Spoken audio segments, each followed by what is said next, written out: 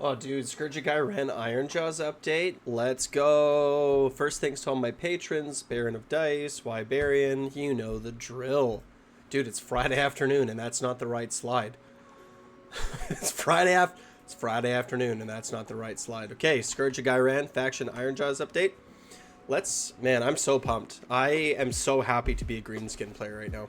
Okay, so first we got two battle formations. We got Brutefist.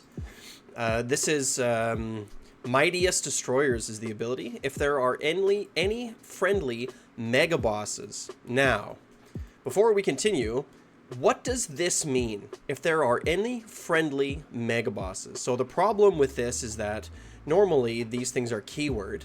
But if you look, Gore-gruntas does not have a mega boss or mega boss's keyword. The mega boss doesn't have a mega boss or mega boss's keyword, and the mega boss on Monstrous doesn't have a mega boss or mega boss's keyword. So we don't know what this word means. Does it mean just the mega boss on foot? Does it mean a mega boss on Monstrous? Does it mean Gore-gruntas? Is Gore-gruntas a mega boss or is he not? We don't know. My prediction is that it's going to be a mega boss and a mega boss on Monstrous. My prediction is that it's going to exclude Gore-gruntas. But we're going to have to wait and see. I think if you're playing with your friends, I think it's fair to exclude Gore-gruntas, but to include a Monstrous and a mega boss on foot. But again, it should just say if there are any friendly mega boss, mega boss on Monstrous, right? It should just list the 2 units that it could be, or the 3 units that it could be, because they don't have these keywords, right? So they needed to just list all of the units, because it's either 2 of them or it's 3 of them. Anyway, so if there are any friendly mega bosses on the battlefield for the rest of the turn, you can pick another eligible unit to be a second target when using the Mighty Destroyer's ability. If there are no friendly mega bosses on the battlefield, roll a die. On a 3-up for the rest of the turn, you can pick another eligible unit to be the second target when using the Mighty Destroyer's ability. So this is, of course, in any hero phase. It's just whenever you could use Mighty Destroyers. You get to use it twice. Awesome. Huge W. I'm a big fan of this. I think that this beats out, for sure, the other sub-factions that are in the book. Maybe not Weirdfist. I think that having a 6-up board is kind of strong. I think we'll have to see how it plays. My gut, in my opinion, I think that it's definitely going to be this is better than everything that we already have. I think so. I think that it definitely beats out the battle formation that is hold on one second, I got it right here. The battle formation that is the Grunta Stampede, right? Because normally you're taking Grunta Stampede if you have like lots of pigs and you're not playing if you're not playing Weirdfist, you might play Grunta Stampede. Iron Fist is trash. Ironjawz Brawl, I think, is still interesting if you're playing Kragnos to get that extra damage, right? Because if you're playing Kragnos, then Kragnos is a lot of your movement. So I don't think that having an extra Mighty Destroyer is as useful, but having extra attacks is just like lots more damage. So that's interesting. So, but I think personally that this, I'm definitely going to be playing the Brutefist with Mightiest Destroyers. It's definitely going to be my thing. Okay, next we got the big Snikkaz. So duff up the big thing. Pick a friendly Ironjawz unit to be the target. Okay, this is once per turn in any combat phase. So, of course, every combat phase. Thanks, Honest Wargamer. For the rest of the turn, add 1 to wound rolls for the target's combat attacks that target an enemy unit that has a health characteristic greater than its own. So, I don't really like this. I don't think this is super strong. The reason is because a lot of our units, like Brutes have 3 wounds, Ardboys have 2. We don't have like low wounds stuff, right? And it's only 1 friendly unit, so you have to pick a friendly unit. So if your opponent is like, there's going to be lots of matchups where this doesn't do anything. And I don't like to pick things where sometimes it doesn't really do anything, right? I don't like that. And Brutes have 3 wounds. So, sure, they're gonna, if they fight monsters or if they fight heroes, but like I said, sometimes they're just not gonna fight anything. While this Mightiest Destroyers is, you're gonna use this 10 times a game. You're gonna be able to use Mighty Destroyers, which means you're gonna be able to use it twice. 10 times a game. So that's just my reading, right? Like I'm going to pick things that are going to have consistent power and are going to be useful all the time. And Mighty Destroyers is super strong. I want to take a moment and point out some stuff that the Honest Wargamer was saying in his video. I had to come back from work before I could make this video, right? Like it's 7 p.m. for me, so it's, you know, been like, you know, 12, 14 hours. And so while I'm making dinner, like I like to check out what other people think. But I have to say, like, I disagree with what the Honest Wargamer was saying. He was saying that, like, this ability is pretty mid, just Mighty Destroyers in general. But I think that it might be one of the strongest rules that's in the game. I use it to great effect whenever I'm playing, and I'm sure you do too. Let me know in the comments below. Go check out the Honest Wargamer's video. If you're watching me, you definitely watch him, right? So go check out the Honest Wargamer's video about this. Do you agree that with his assertion that overall that this rule is pretty mediocre, or do you agree with me that having Mightiest Destroyers is huge, and being able to move 3 inches to 2 different units is really bloody strong? Let me know in the comments below. Or hey, join the Discord, join the conversation. Yeah, so monstrous traits. So just like with Cruel Boys, we just get some extra traits. Love this artwork, by the way. Very, very fantastic artwork. But we just get some extra enhancements. It's a great time to be a green skinned. What happened to my music? Why did it just stop? I don't get it. Oh, I probably because I didn't click the things. Okay, good. So there's 3 monstrous traits that we can pick from. Begin. Add 1 to the Ren characteristic of this unit's companion weapons. So, like, that's good. Like, being able to get extra Rend on stuff is cool. There's a couple of things that I think are particularly interesting here with this. So, for example, if we look at a war scroll, man, I gotta say, if you're using, like, stuff, like websites or whatever to check stuff out, Wikipedia used to be my go-to, but I'm liking Age of Index more and more and more. These ads are annoying to me. Anyway, but a Mega Boss on Maw Crusher, the companion weapon is going to be this fist and tail. So adding 1 to the rend here is good. Like having 4s and 2s with 1 rend and 3 damage, but going to 2 rend. And if it's infantry, it goes to 3 rend. It makes a Maw Crusher just like, it's just going to eat infantry. Get out of here. It's just going to eat infantry. Gore-gruntas, of course, can't take this enhancement, right? So... but that's a lot of rend. Like having 3 rend against infantry with 3 damage is a lot. If you're all out attacking, right, 3s and 2s with 3 rend and 3 damage is scary. Even with Ardboys, with all out defense, they're still saving on 5s now. So like, it's just a lot. It's a lot of damage just going through. If half of these go through, it's 12 damage. It's quite a bit. And of course, the Tusk boss also has like his companion weapon. Oh. Never mind. I thought for some reason that the the tusks. Yeah, sorry, the tusks do have. This is the Maw-grunta tusks is the ability that you get to add the momentum for. Yeah, I am right. I don't know what I was thinking. So this can be up to like 5 damage. So five attacks, even if you use like all-out attack. I know that all-out attack is going to be changing in the next GHB or whatever, right? It's going to probably make the saves worse. But like 5's attacks, 3s and 2s with 3 rend and 5 damage. Like you're just adding a lot of consistency here. So this one is good. Like Begin is good. Like adding rend is strong, especially with particular attacks that have like good to wound, high damage, right? You're just adding some consistency. So I think that's pretty cool. The second one is Madden. So this is once per turn in any combat phase. It's funny how it says once per turn army, right? But because you can't have more than 1 enhancement. It's kind of built in, but I'm a fan. I think it's better to have redundancy in the rules than it is to have ambiguity, right? So if this unit charged this turn, so here's the first if. If this unit charged this turn, pick an enemy unit in combat with it to be the target. Roll a d3. On a 2-up, inflict an amount of mortal damage on the target equal to the roll.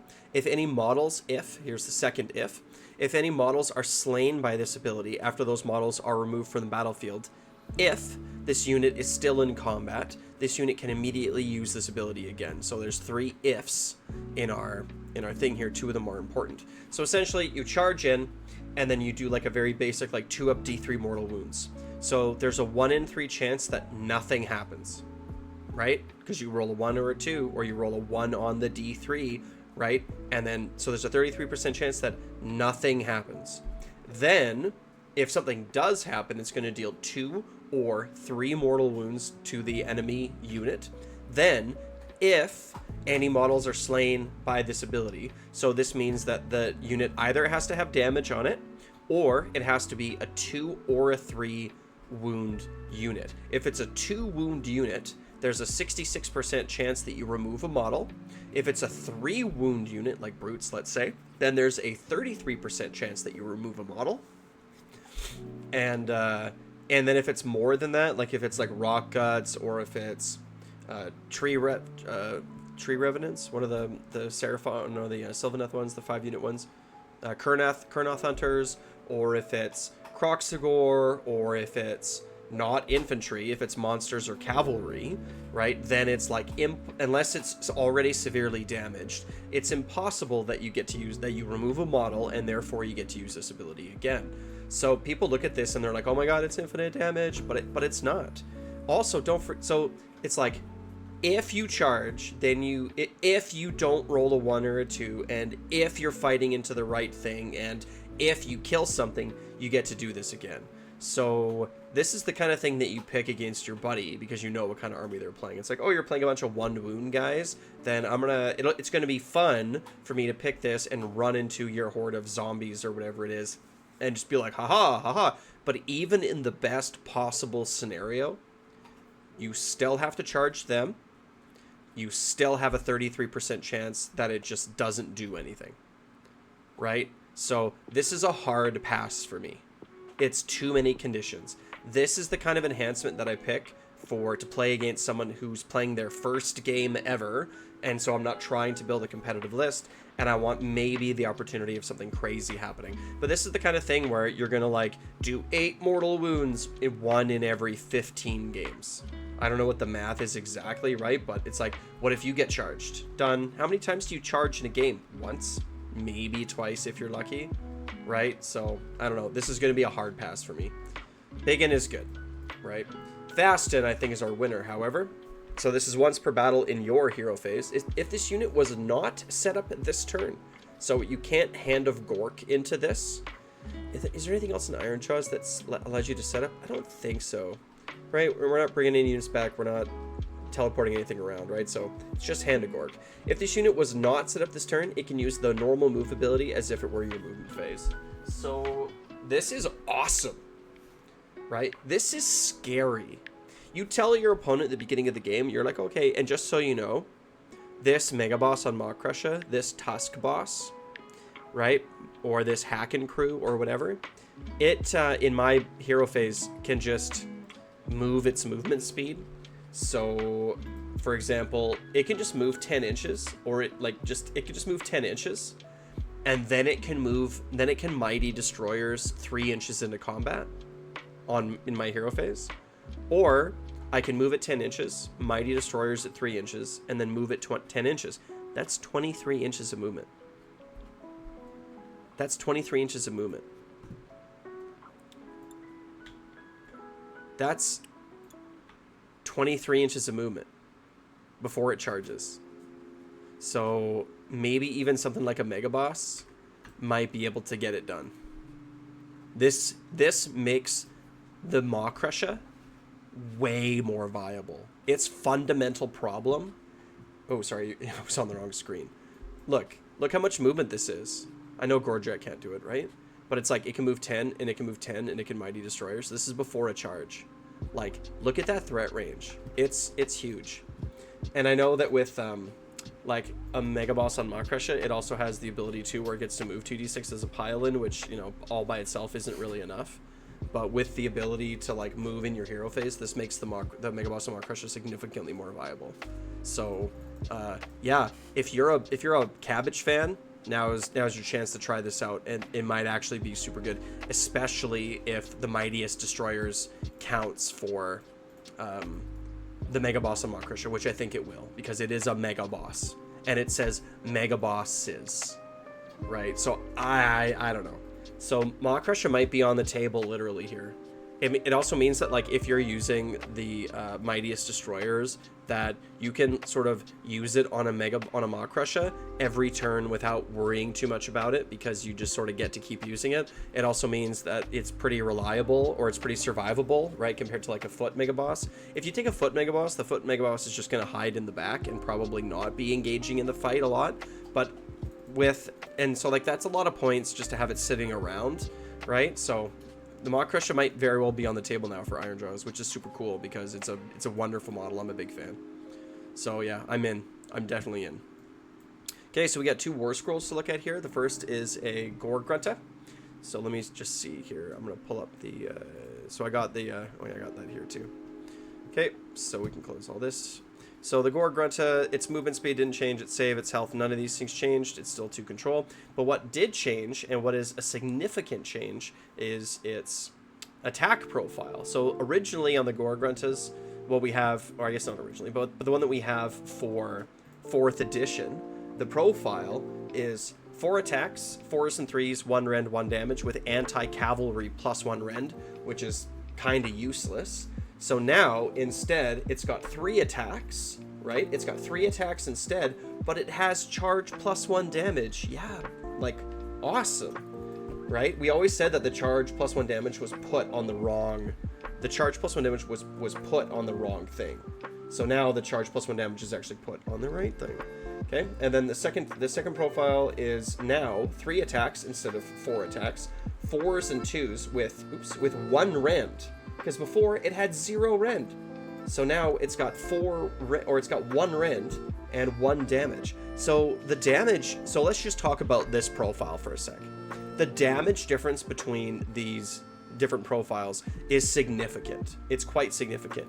If we want to actually, I did the math. If we want to look over at the actual numbers, so Gore-gruntas, the way that they worked before, that for 180 points against a 4-up save would deal about 4.5 damage, and even if they charged into cavalry, they at their best they were still only getting an average of just under 3 damage per 100 points. If they're against a 4-up save, we're looking at about 3 damage per 100 points. So it's pretty mid. It's pretty mid damage. You can see that even against non-cavalry, they're only dealing like 2.5 damage per 100 points, which is not very much damage at all. But these new Gore-gruntas, even though they cost more, on the charge are dealing 4.7 average damage per 100 points. As soon as you're breaking into that 5 damage per 100 points, that's where you're starting to really see some, like, that's when you're like really a hammer, right? If we look over just at a Break-a-Boss with Prized Beast, but without Prized Beast is dealing like 5 damage per 100 points. So this is a significant buff. This is a significant amount of damage. It's a lot. Against a 4-up save, it's dealing almost 10 damage on the charge. So it can still pin. It's still 15 wounds on a 3-up save. It's still fast. But now it actually has some punch. For 20 more points? Like, yes, please? I think that if you're looking at a list and you need to save a few points, and what you really want the Gore-gruntas to be is just a pinning unit, then I think you could probably go back to the other one, right? Like, if you really needed to save 20 points, 40 points here and there. But it's a significantly better unit with this damage. It's significantly better. Now let's compare the actual utility that these units give us, okay? So the Gore-gruntas charge, if it charged, pick a unit that it whatever charged into, and then it's 2-up D3. If it's cavalry, +1 damage. Okay, boring, right? Whatever. 2-up D3 mortal wounds, right? Added to the damage here, like, it's not a lot of extra damage. It's not that interesting. This new ability, Barge Through. When this unit moves, it can pass through models and enemy infantry units, and can pass through the combat ranges of enemy infantry units, but it cannot end the move in combat unless specified. So basically, when it's charging, it has fly against infantry, which is not amazing, just because of how big the bases are. So if we jump into TTS real quick, let's get you out of your Gore Drag, and we just want to like take So let's say best case scenario, like we'll just say that this is like the best case scenario. So we'll take our Gore-gruntas and we're gonna spread them out this direction because they can obviously fly over the enemy this direction a lot better than they can in any other direction. Let's say, or orientation, I guess. They are 3 inches away, so they want to travel 9 inches, right? So it's not, they can't like move over units like this. They could on a charge, but you would need a really big charge to be able to hit something in the back line. So let's say, for example, we're 3 inches away, and then there's like an enemy foot hero that's like, I don't know, just sitting kind of behind like this. Let's say that this is prime, and then we rolled, you know, a 9-inch charge. We can do something like this. But this is so, it's so rare that this is actually going to happen, right? It is on the table. What's more likely is that we're going to be able to do charges like this, where we're able to like move some of our units, like save some corners, if that makes sense. Be able to like take a little bit of extra space off corners that we might not have been able to before. It's a very slight ability. It's not a huge impactful ability, but we get way more damage, and the other ability from the other war scrolls was just giving us damage. So it's like we're getting more damage on the charge, right? So it's like just the melee profile is better than the other one. So barge through is just bonus. It's just a bonus. 4s and 2s. +1 damage. Like, it's great. I am so happy that Gore-gruntas got a little bit of love here. I think if I was going to pick a single unit in Ironjawz that needed a glow up, if I was going to pick 2 units in Ironjawz, I may have picked the Weirdbrutes and the Gore-gruntas. Weirdbrutes. So their melee profile has not changed. They are still anti-infantry +1 rend with 6 attacks, 4s and 3s, 1 rend, 1 damage. We're just gonna double check that that's actually true. Yeah, yeah, exactly. What they lost from their previous war scroll, they lost run and charge. So they are less mobile. They lost run and charge. But what they got was this once per turn army, any combat phase. So you can't run multiple Weirdbrute Rekkas and use this ability multiple times. It's once per turn army in any combat phase. If this unit is in combat, pick a friendly Ironjawz unit wholly within 12 of this unit to be the target. Add 1 to hit rolls for the target's combat attacks for the rest of the turn. Getting +1 to hit in destruction is incredibly powerful. Incredibly powerful. Everything we have hits on 4s. Especially next season, if all-out attack gets nerfed, where we have to get -1 to our save. I'm not sure if you've been following this. I've been following it loosely. But if they nerf all-out attack, then any source of +1 to hit becomes even stronger. Even stronger. So this ability is very good.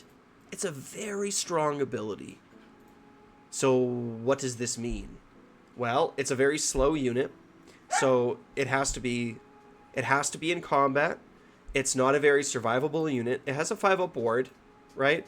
But a unit of 3 has 9 wounds on a 5-up save with a 5-up ward. It's not super survivable, right? If we look over at the health of Weirdbrute Rekkas, what do you stop barking, doggos? I think one stole the other one's chew toy. Health per point, right? This is including the ward and everything, is actually like not great, right? It's actually not bad, right? Like our boys are like at a 0.33 health per point, and again, this includes saves and wards and everything else, right? So Ard boys are like at a 0.33, Ragers are at a 0.11, so they're actually quite a bit more survivable than Ragers. Again, this is just that 5-up ward coming into play, but they're, you know, a little bit less survivable than Brutes. They do have 3 wounds each, but like they're not like unsurvivable. They're not like glass cannons or anything, but they're not like super survivable, and especially if they're not reinforced, right? Because do you really want to reinforce a unit if you're just bringing it to use this ability? Like, maybe. Like, we'll see.